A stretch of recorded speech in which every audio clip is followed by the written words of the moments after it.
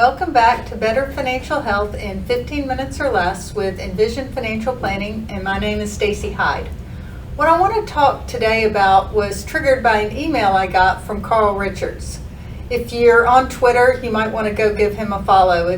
He is the former cartoonist of financial cartoons for the New York Times, and he's a good follow on Twitter at Behavior Gap.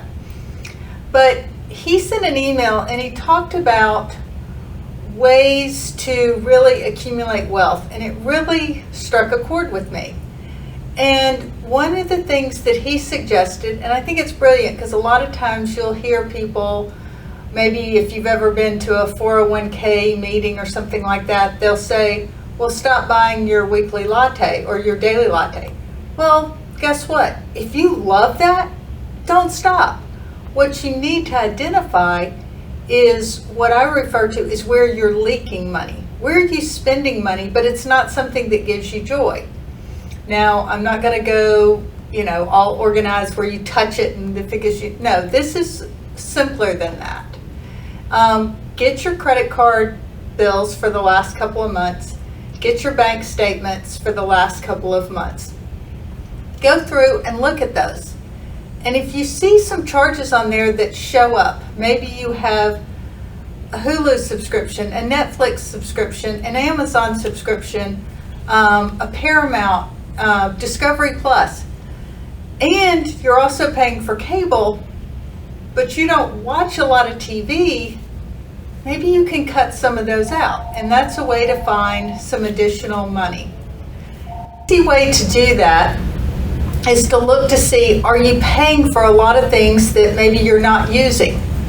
And that's important because especially early on in the pandemic when everything was shut down, we weren't going out. We weren't going out to eat. You may have been doing some pickup or something like that, but really we were pretty much at home with the people who lived in those homes with us.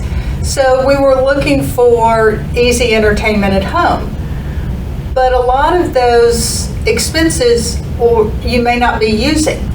You may have a newspaper subscription that you never read. You're just picking up out of your driveway and throwing it away.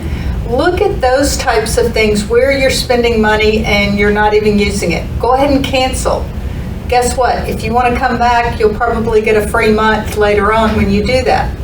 The other thing you want to look at is now that you're actually able to go out again, how much are you spending going out? And maybe you could turn some of those into inviting your friends over and cooking for them, or having a wine tasting night at home. That can save you a lot of money rather than going out and spending $50 or $75, or if you're a couple, $100 plus at a restaurant. You still want to do that. That can be fun. But if it's, you're just picking up dinner from a fast casual restaurant or something like that, that may really be, especially if you've got a family of 4 or 5 or more, that can really push up your budget. I've had couples go through this process and come back and tell me that they were spending $2,000 a month eating out, and they were just appalled. And they're like, it's not even healthy. And so they've gone and they've gotten more deliberate about how they want to do it. And this is where one of Dave Ramsey's cash tricks can work. You can put cash in an envelope to use for that. Actually, one of my friends last night told me that she and her partner had just gotten back from a trip to Ireland, and what they had done to save up for it is they drew a number between 1 and I can't remember what the number was, but that's the amount of money that they had to put into this savings envelope every week. And each of them had to do it. And then at the end of it, they had that money and they used it for their vacation. They had $5,100 in there that they had accumulated, $20 here, $50 here, and they had just contributed that. And they really took a trip that, based on her pictures, were pretty fabulous. She was still grinning as she told us about it. And so when you do those types of things, one, you can save money and save for a big trip like my friend did, or you can plow that into your investments. You can do it through your 401k at work. You can set up an account online with one of the big investment firms, invest that. Or if you're working with an advisor, you can increase the amount that you're having them take out each month or twice a month.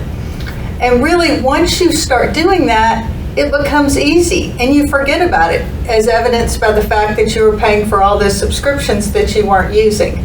So that's just a really easy tip to build, and it's not going to seem like a really big thing.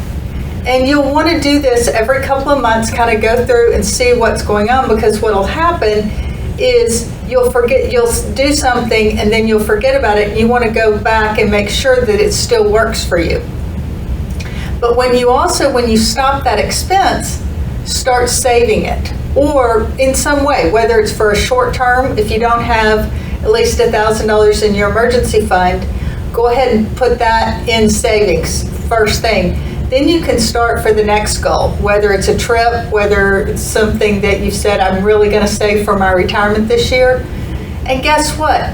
It's not going to seem like a lot for a year, 2 years, maybe even 3, 4, or 5 years. But you're going to wake up down the road with a whole lot more money. And what money gives you is choices and opportunities. And so that's what you want to take advantage of. And a lot of companies right now, in spite of the pandemic, or maybe because of it, they are paying their employees more right now. They're getting higher bonuses. They're working more hours. Well, if you capture that additional income and set it aside, you can do really fun things with it later on. And if we're deliberate about where we spend our money, not talking about necessarily a budget, because people think that those mean they can't do things, then you can do the really fun things that you love.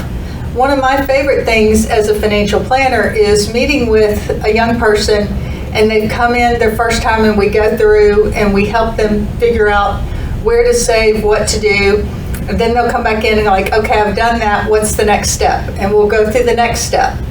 And this one particular woman I'm thinking about, she had done it all. She bought her house, she had done some work in her backyard, she was maxing out her retirement plan, she was saving after tax.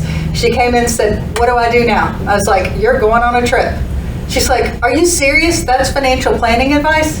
And yes, it was, because it's time spent with your friends, with your family, that you're going to look back on, and those are going to be your prized possessions. It's not the stuff, it's going to be those moments in time. So make some decisions today, carve out a little time to figure out where you can set that money aside so that you can get to the point where that goal is that trip, it is that time with family, it's that freedom to take that risk on a job or open that business that you've always dreamed of.